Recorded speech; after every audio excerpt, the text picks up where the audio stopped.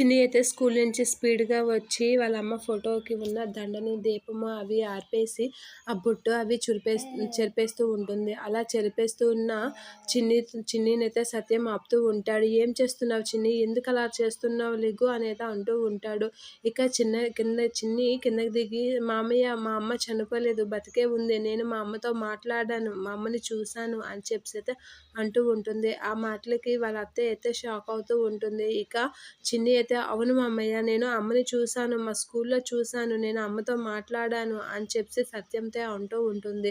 స్కూల్‌కి మా అమ్మ వచ్చింది అనేది అంటూ ఉంటుంది. అలా అనగానే తన స్కూల్‌లో జరిగిందంతా సత్యంకి చెప్తూ ఉంటుంది. అలా చెప్పగానే సత్యం వాళ్ళ ఆవిడైతే షాక్ అవుతూ ఉంటుంది. "ఏంటి, నిజమేనా?" అనైతే షాక్ అయ్యి అలా చూస్తూ ఉండిపోతూ ఉంటుంది. "అవును మామయ్య, నిజంగా అమ్మని నేను హగ్ చేసుకున్నాను కూడా, మాట్లాడాను. కావాలంటే చందు వల్లిని కూడా అడుగు" అని చెప్పేసి అంటూ ఉంటుంది. ఇక సత్యం అయితే వాళ్ళ కాస్త చూసేసరికి సత్యం వాళ్ళ ఆవిడైతే, "ఏంటే, అవునా, నువ్వు కావేరిని స్కూల్‌లో చూసావా?" అని అంటే, "ఆ, చూసానమ్మా" అనేది అంటూ ఉంటుంది. అలా అనగానే ఒక్కసారిగా షాక్ అవుతూ ఉంటుంది సత్యం వాళ్ళ ఆవిడ. అలా షాక్ అవ్వగానే, "ఏంటి, నిజమేనా, కావేరి బతికే ఉందా?" అని సత్యం కూడా షాక్ అవుతూ ఉంటాడు. ఇక చిన్ని, "అవును మామయ్య, అమ్మ బతికే ఉంది" అని చెప్పేసైతే అంటూ ఉంటుంది. అలా అనగానే సత్యం అయితే ఆలోచిస్తూ ఉంటాడు. ఇక చిన్ని అయితే వాళ్ళ అమ్మ బతికే ఉందని సత్యంకి, వాళ్ళ అత్తయ్యకి గట్టిగా చెప్తూ నమ్మకం ఇస్తూ ఉంటుంది.